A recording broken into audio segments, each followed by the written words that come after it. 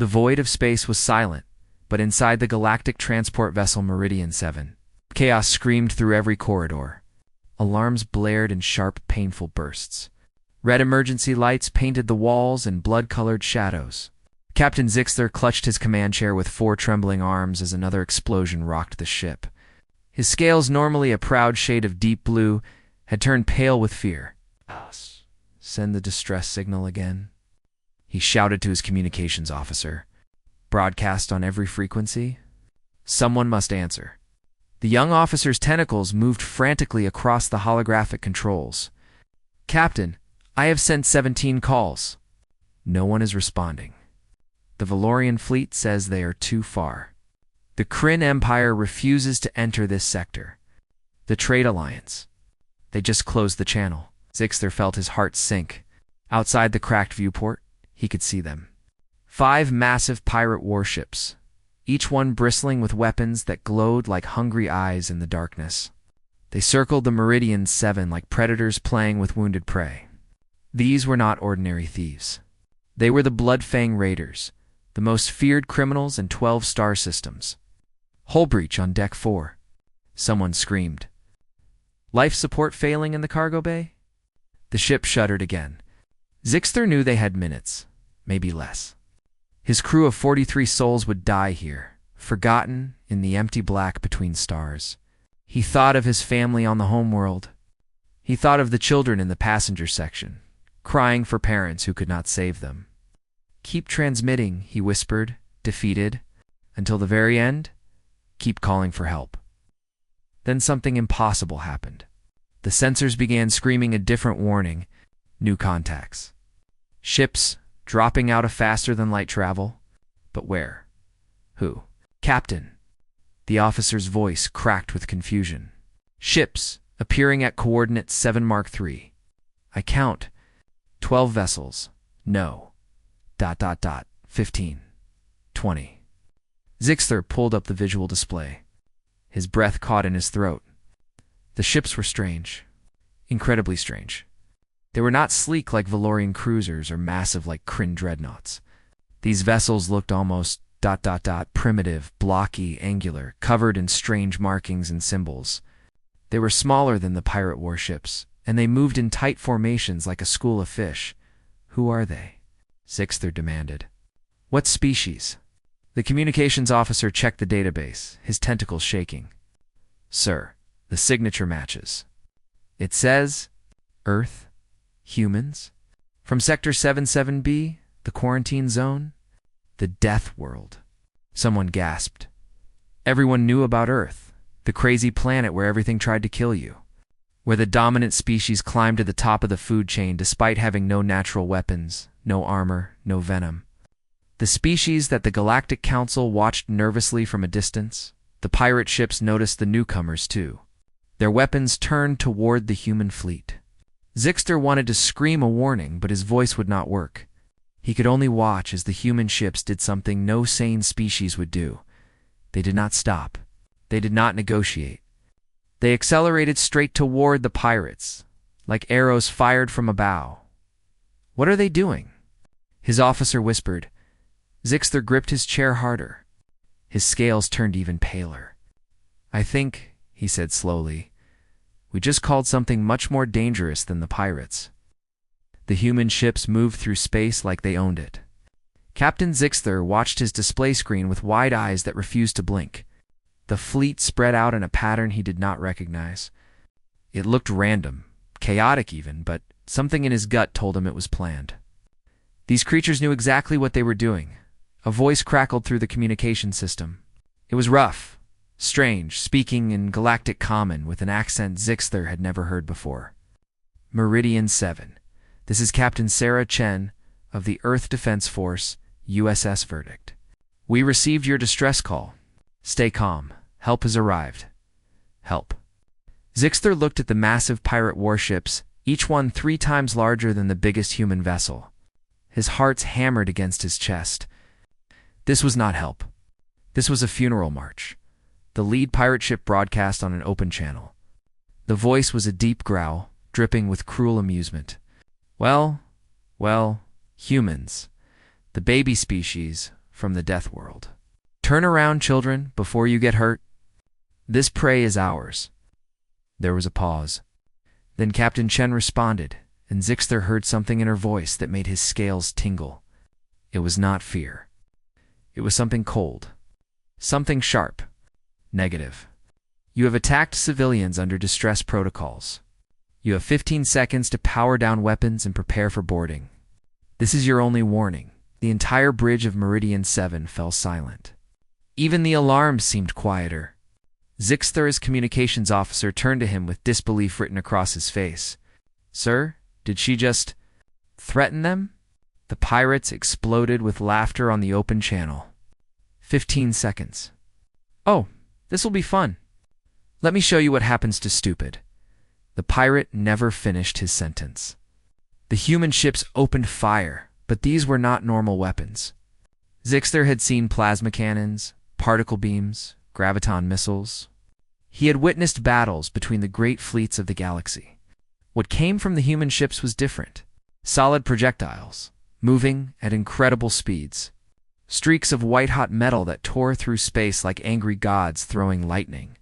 The first pirate ship's shields lit up, absorbing the impact. The pirates laughed again. That's all you have? Primitive kinetic weapons? How, then, the human ships split apart?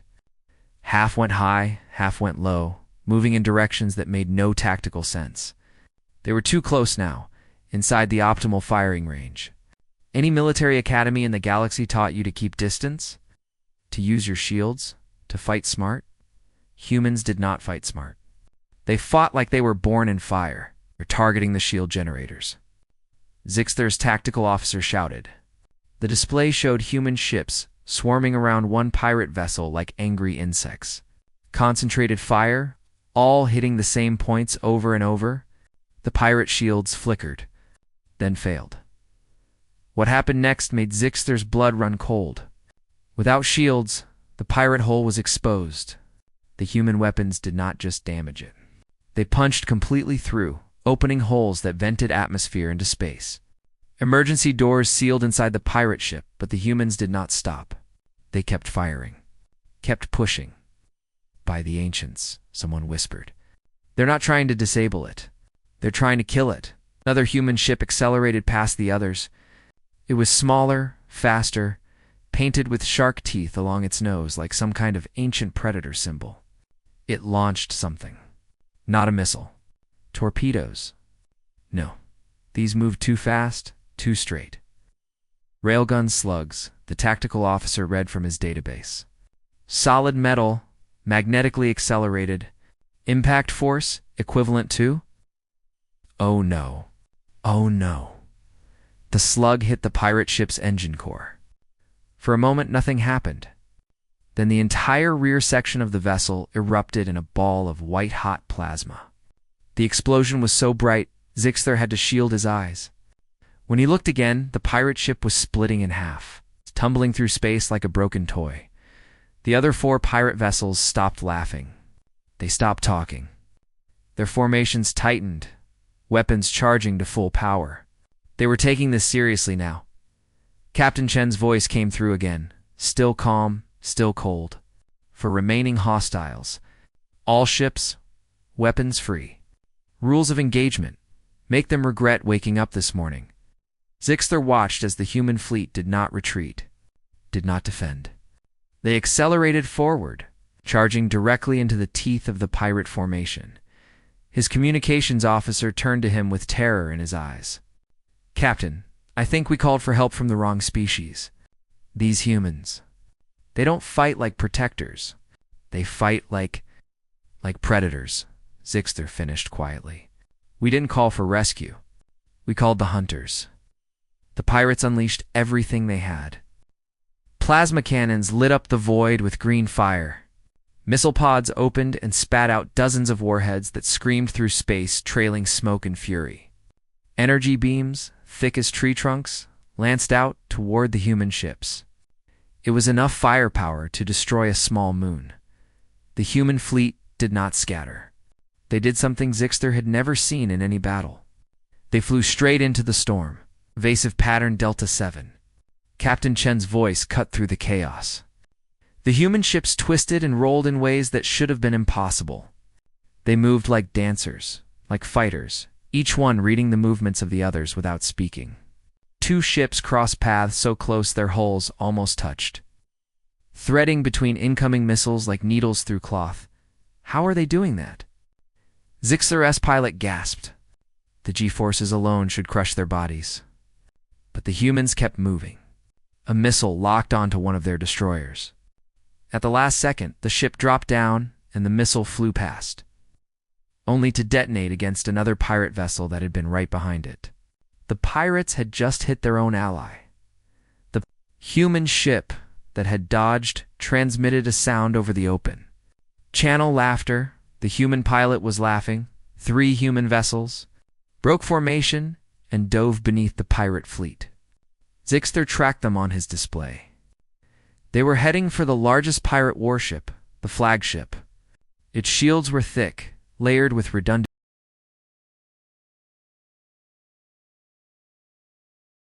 But the humans kept moving. A missile locked onto one of their destroyers.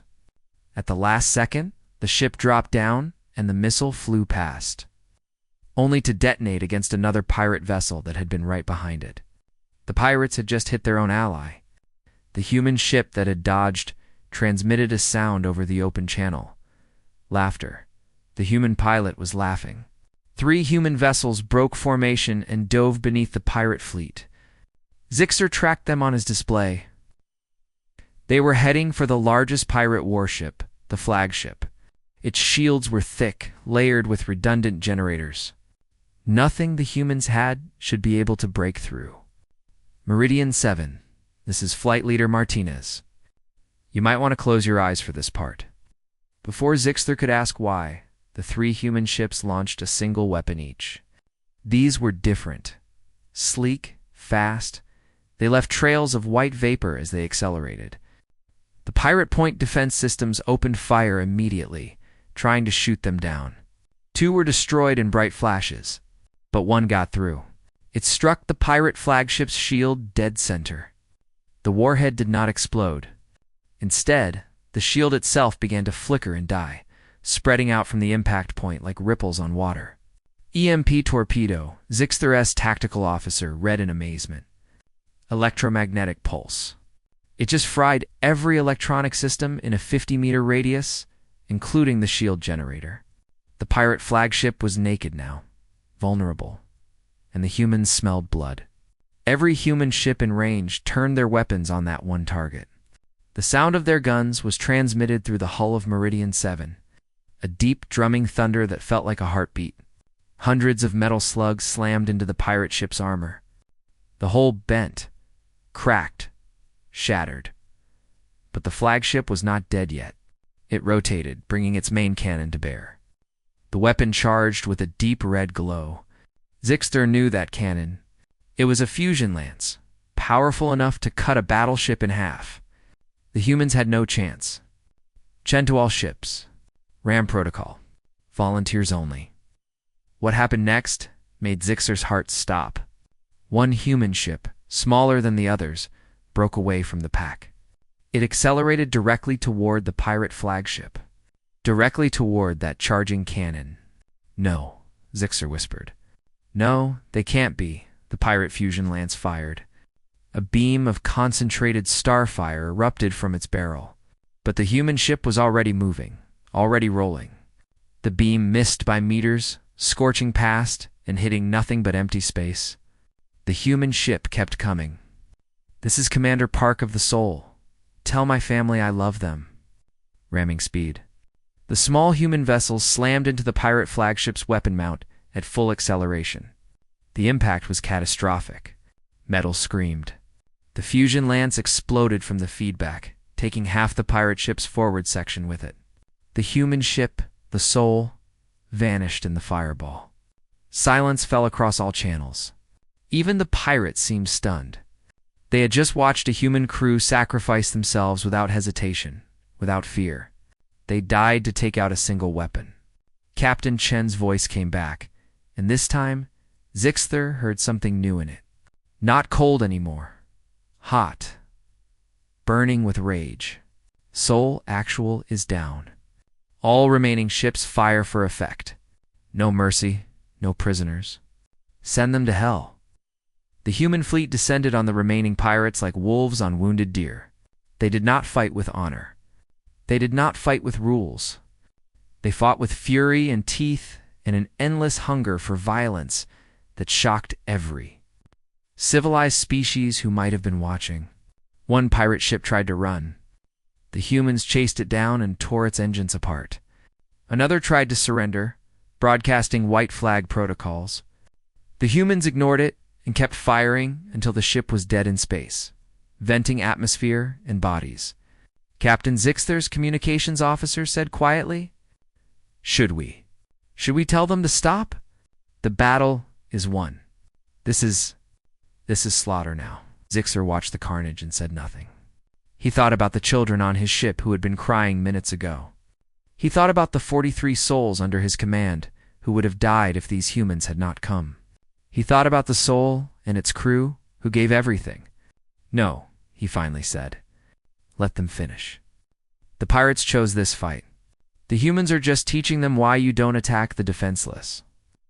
The last pirate ship exploded in silence. The battle was over.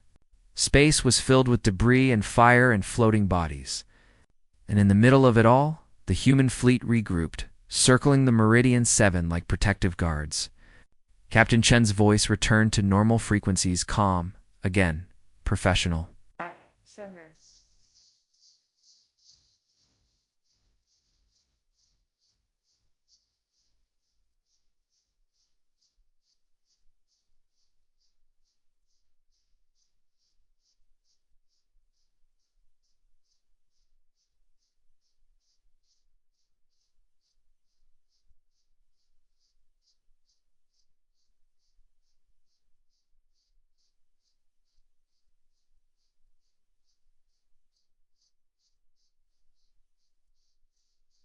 When I'd win in parade with so the winner warren.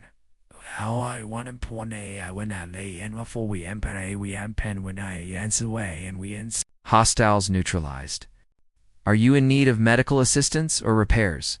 Zixter found his voice. We, ... Yes, thank you. You saved us. There was a pause. Then Chen spoke again, and Zixter heard something that might have been sadness. We lost good people today. But that's what we do. Someone calls for help, we answer, no matter the cost. Zixter looked at his crew. They were all staring at the human ships with a mixture of gratitude and terror. They had been saved, but they had also witnessed what humans truly were. Not the primitive species from a death world.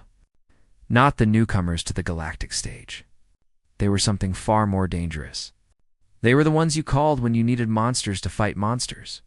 The human ships formed a protective ring around the Meridian 7. Zixter watched as small repair drones launched from their vessels, flying toward his damaged ship like metal bees. His crew stood at their stations in stunned silence, still processing what they had just witnessed. Captain, the humans are requesting permission to dock, his communications officer said. They want to send medical teams and engineers. Zixter nodded slowly. Grant permission. Bay 3. And prepare a proper greeting. They saved our lives. 20 minutes later, Zixter stood in the docking bay as the airlock hissed open. He did not know what to expect. The stories about humans were wild and contradictory. Some said they were giants. Others said they were small and weak. Some said they breathed fire. Others said they were made of metal and circuits. What stepped through the airlock were creatures unlike anything he had imagined. They walked on 2 legs, stood roughly his height, and wore dark blue uniforms with strange symbols. Their faces were flat, with 2 forward-facing eyes like predators. No scales, no fur. Just smooth skin in various shades of brown and tan. They carried medical kits and equipment, moving with quick efficiency. The first one removed her helmet. It was Captain Chen. She had short dark hair and eyes that seemed tired but alert. She looked at Zixter and extended her hand in what his database said was a human greeting gesture. Captain Zixter, I presume? Sarah Chen, USS Verdict. Sorry we couldn't get here sooner. Zixthar carefully touched her hand with one of his clawed appendages. Her grip was firm, strong. You arrived in time. That is what matters. But the soul, your people who died. I am so sorry. Jin's face changed. Something flickered in her eyes. Pain, maybe. Or anger held tightly under control. Commander Park knew the risks. They all did. That's part of the job. She looked around the damaged bay. How many injured do you have? 14 crew members. 3 civilians. 2 children. The moment Zixthar said children, something happened to the humans. Their body language changed. Their movements became faster, more urgent. Chen turned to her team and spoke in rapid human language. They dispersed immediately, spreading through the ship with purpose. 1 human. A tall male with dark skin and a Red Cross symbol on his uniform knelt beside a injured Vexari child. The small creature was crying, clutching a damaged arm. The human spoke softly, his voice gentle. Hey there, little one. My name is Marcus. I'm going to help you, okay? This might feel strange, but it won't hurt. Zixthar watched in amazement as Marcus worked. His hands moved with practiced skill, applying strange foam that hardened into a cast. He pulled out a small device that made soft beeping sounds and played holographic images of cartoon animals. The child stopped crying and laughed. You're good with children, Zixthar observed. Marcus looked up and smiled. It was warm. Nothing like the cold efficiency of battle. I have 3 kids back home. 2 daughters and a son. When I heard there were children on this ship, he did not finish the sentence. He did not need to. Captain Chen walked with Zixthar through the damaged corridors. Human engineers were already welding hull breaches and rerouting power systems. They worked alongside his crew without complaint, showing them techniques and sharing equipment. I must ask, Zixthar said carefully. Your people fought with such violence, such rage. But now you show such care and kindness. How can both exist in the same species? Chen stopped walking. She looked at him with those predator eyes, and Zixthar saw something ancient in them. Something that came from a world that tried to kill everything that lived on it, because we know what it's like to be helpless. Every human alive descended from ancestors who were prey once, who ran from things bigger and stronger, who watched their children die to predators and disease and starvation. She paused. We clawed our way to the top of our food chain, Captain. We remember what it cost. So when we see someone helpless, someone calling for help that no one answers, we respond. And when we see bullies, predators, who hurt the weak, race.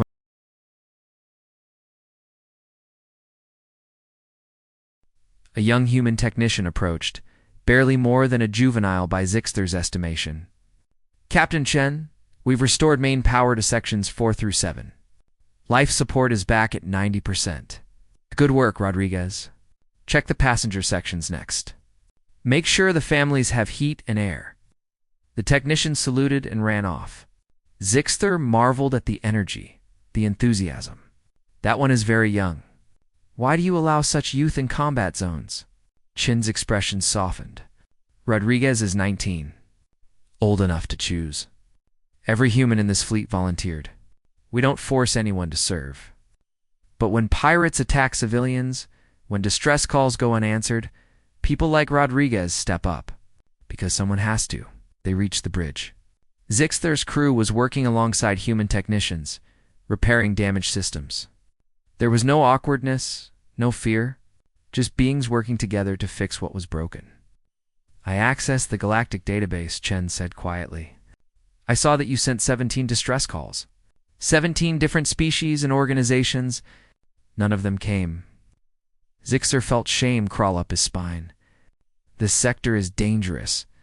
Most species avoid it. The risk is too high for the reward of saving one transport ship.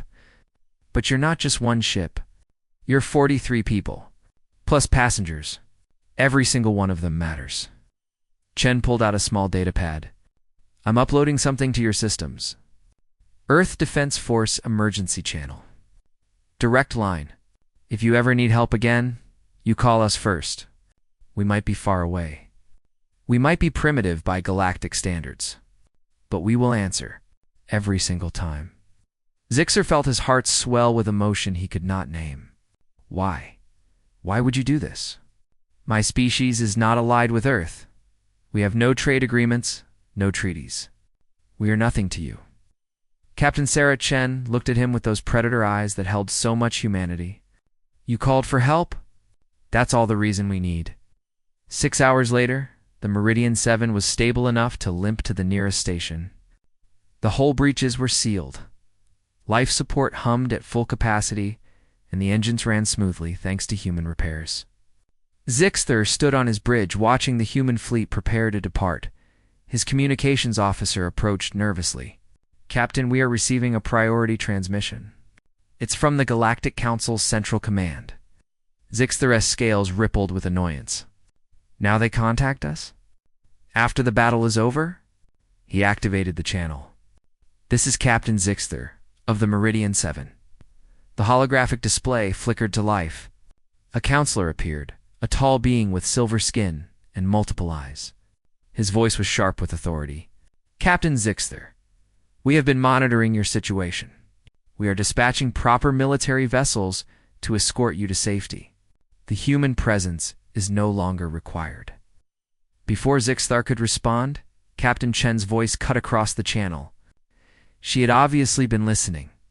USS Verdict to Council Command. With respect, we'll stay until Captain Zixter is safely docked at station. That's standard protocol for rescue operations. The counselor's eyes narrowed. Captain Chen, your presence in this sector was not authorized.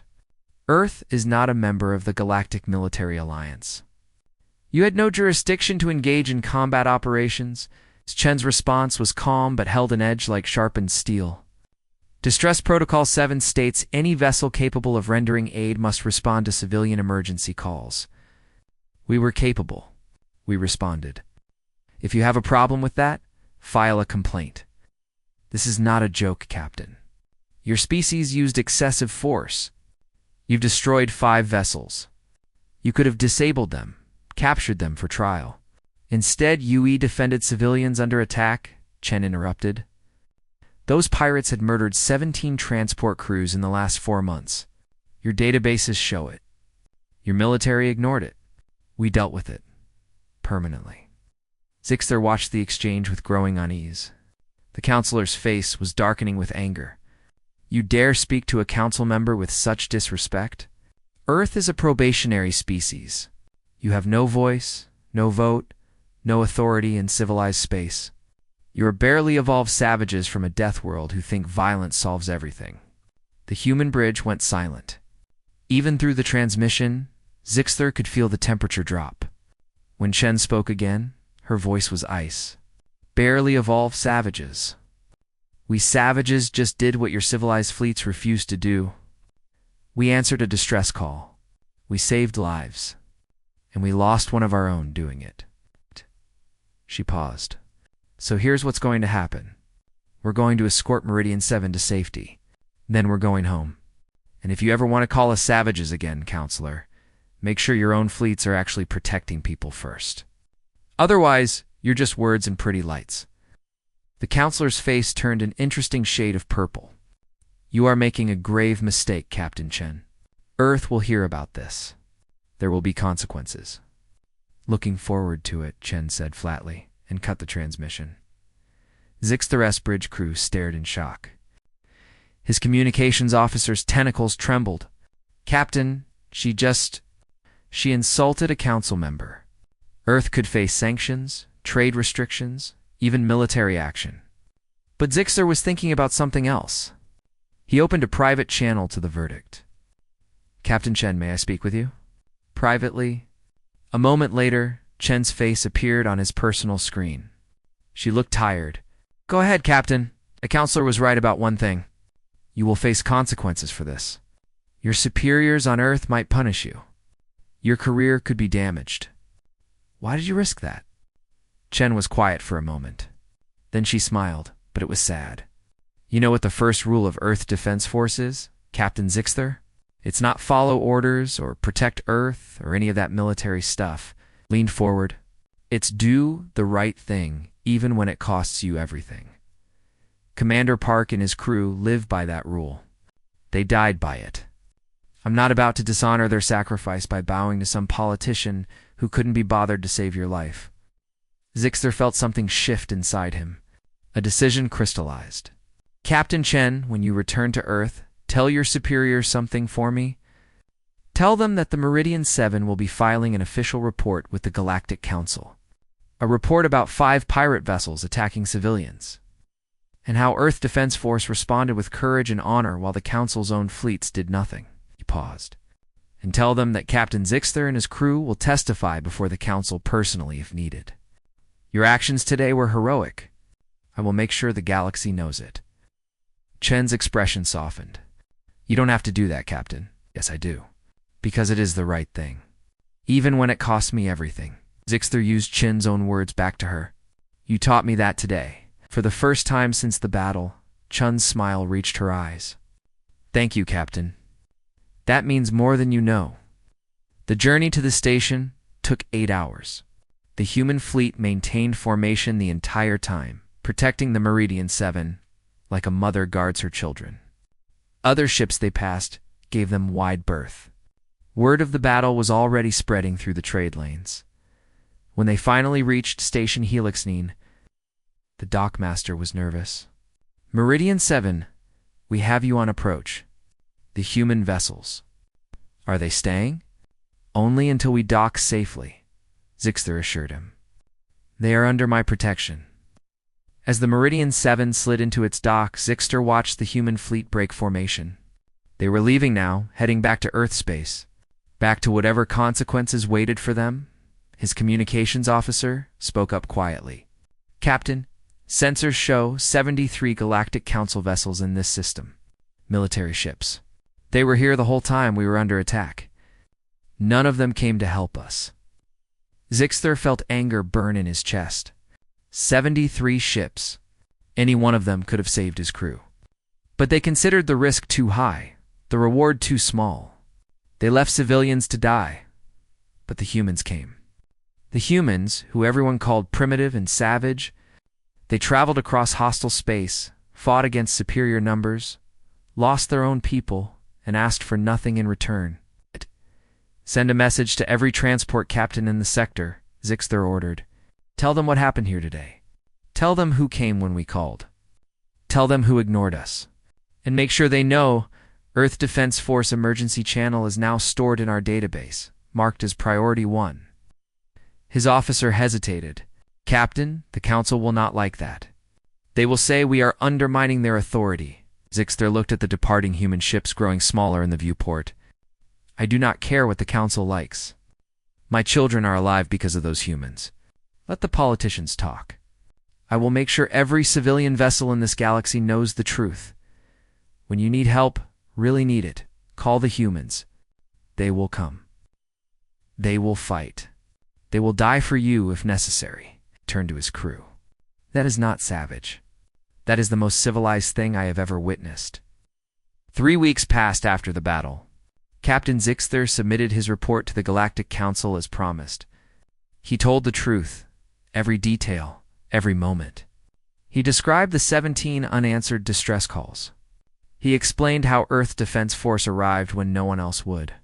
He detailed the courage, the sacrifice, the humanity of those.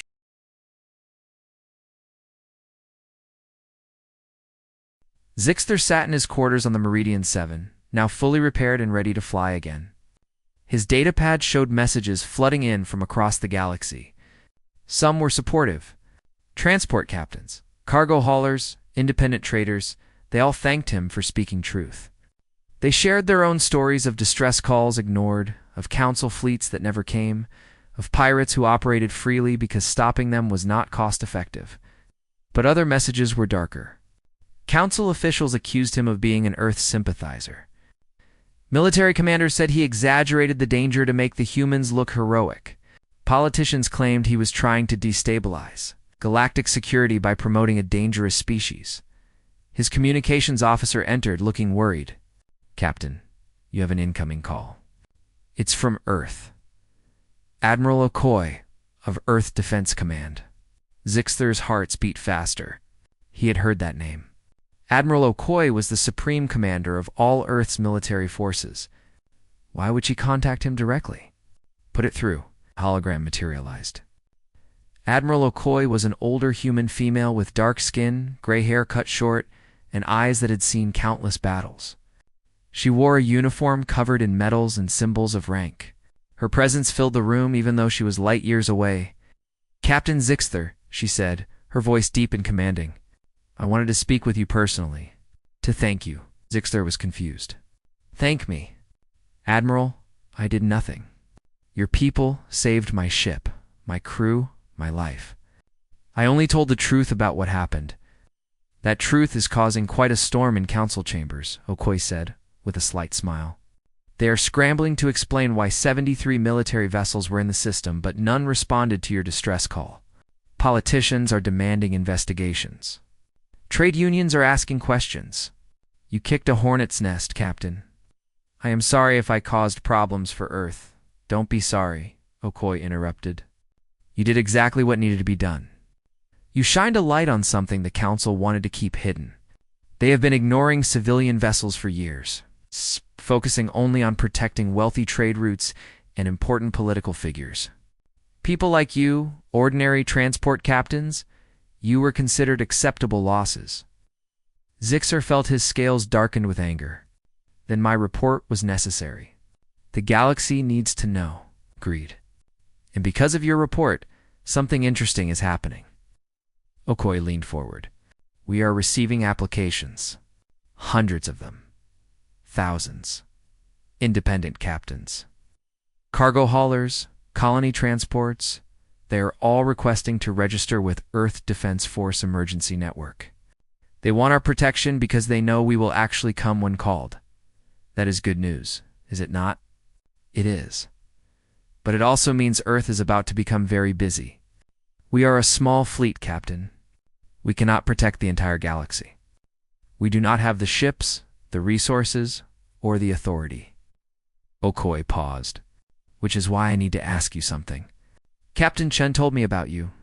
She said you were brave, honorable, and cared deeply about your crew. She said you were the kind of leader Earth would be proud to serve beside." Zixther did not understand where this was going. "Admiral, what are you asking?" "The Galactic Council does not want Earth in their alliance. They see us as dangerous, unpredictable, too violent. Fine. We will make our own alliance. An alliance of independent vessels, civilian transports, anyone who needs protection and cannot get it from the Council." Okoye's eyes were intense. "We are calling it the Independent Transport Defense Network. Captains who join agree to help each other, to respond to distress calls, to stand together against pirates and threats. Earth Defense Force will coordinate and provide military support. An alliance outside Council control," Zixther said slowly. "They will see that as a threat. Let them. They abandoned you to die. They abandoned thousands like you. Someone needs to protect the people they ignore." Okoye smiled. "Captain Zixther, I am asking you to be the first non-human captain to join this network. Your name carries weight now. Your testimony is spreading across the trade lanes. If you join us, others will follow. We can build something the Council cannot ignore." Zixther thought about his crew. He thought about the children who almost died. He thought about Commander Park and the Soul, sacrificing everything for strangers. He thought about Captain Chen standing up to a Council member. Choosing honor over career, he thought about doing the right thing, even when it costs everything. "Admiral Okoye," he said firmly, "the Meridian 7 formally requests to join the Independent Transport Defense Network. We stand with Earth. We stand with those who answer the call." Okoye's smile widened. "Welcome to the Alliance, Captain. I will send you the network protocols and emergency channels. From now on, you are not alone out there." After the call ended, Zixther sat in silence. His communications officer entered again, carrying another datapad. "Captain, more messages are arriving. 15 transport captains are asking if the rumors are true. They want to know if Earth is really forming an independent alliance. Tell them yes. Tell them the Meridian 7 has joined. Tell them Earth keeps its promises. Zixter stood up, feeling purpose fill his chest. And tell them that next time someone calls for help, they will not be ignored. Not anymore. His officer nodded and hurried away. Zixter walked to the viewport and looked out at the stars. Somewhere out there, the human fleet was patrolling. Somewhere, Captain Chen and her crew were protecting people who had no one else. Somewhere, the memory of Commander Park and the soul lived on. The Galactic Council wanted to call humans savage. But Zixter knew the truth. Savages do not sacrifice themselves for strangers. Savages do not answer desperate calls when everyone else turns away. Savages do not stand up to powerful politicians to defend what is right. The humans were not savage. They were something the galaxy had forgotten how to be. They were heroes, and now, thanks to them, Zixter would try to be a hero too. One transport ship at a time. One distress call at a time. One life saved at a time. The council could complain all they wanted, but the humans taught him that doing the right thing was worth any price. And that lesson,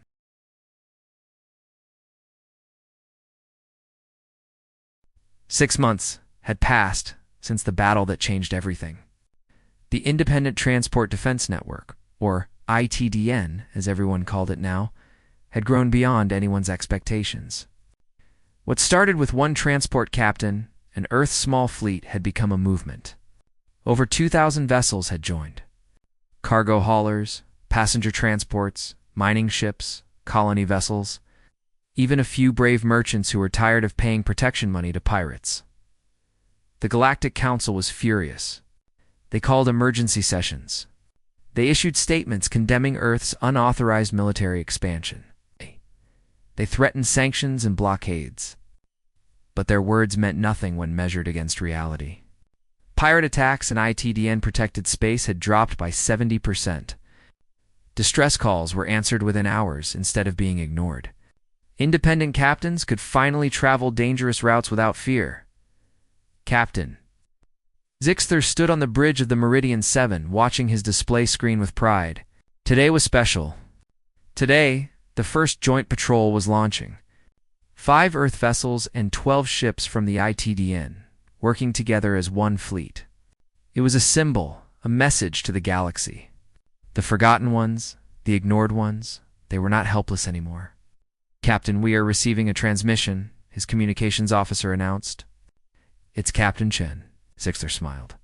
He had spoken with Chen many times over the past months. She had become something like a friend, though their species had barely known each other existed half a year ago. Put her through.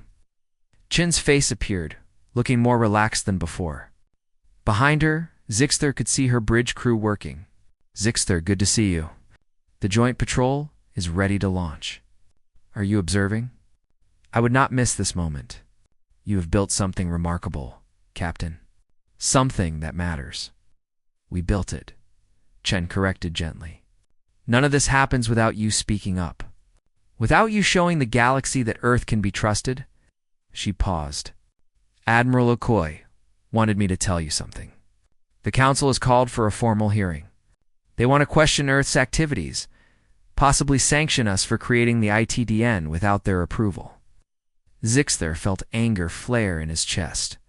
When? 2 weeks. Station Zenith, the Council's headquarters. Chen's expression was calm, but her eyes showed concern. They're going to try to shut us down, Zixter. They will use laws, regulations, political pressure. They will say Earth is dangerous, that we are destabilizing galactic peace. Then I will be there, Zixter said immediately. I will testify again. I will bring other captains. We will tell them the truth. It might not be enough. The Council has power, resources, connections. They can make life very difficult for anyone who opposes them. John looked directly at him. I need you to understand what you are risking. If you stand with Earth at this hearing, the Council might blacklist you. Your trading licenses could be revoked. Your cargo contracts canceled. You could lose everything. Zixter thought about those words. He thought about his ship, his career, his reputation, everything he had built over 20 years of hard work. The Council could destroy it all with a few signatures.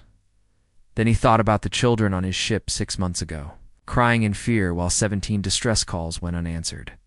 He thought about Commander Park flying into certain death to save strangers.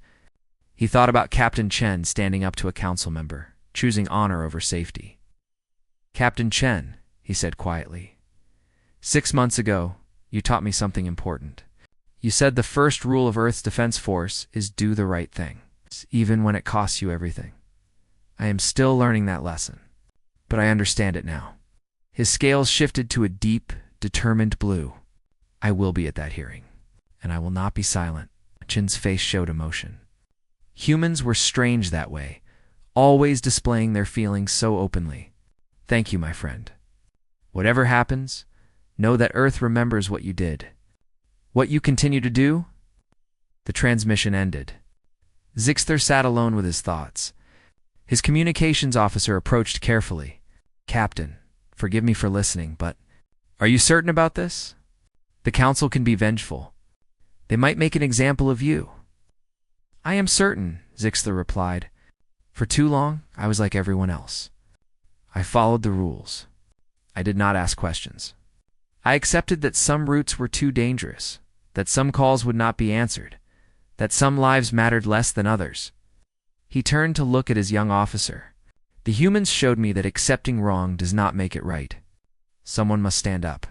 Someone must speak truth even when it is dangerous." Over the next 2 weeks, something unexpected happened.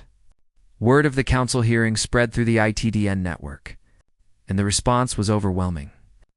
400 transport captains announced they would travel to Station Zenith for the hearing. They would fill the observation galleries.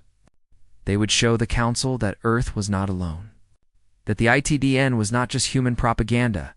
The council tried to limit attendance, citing security concerns and space limitations.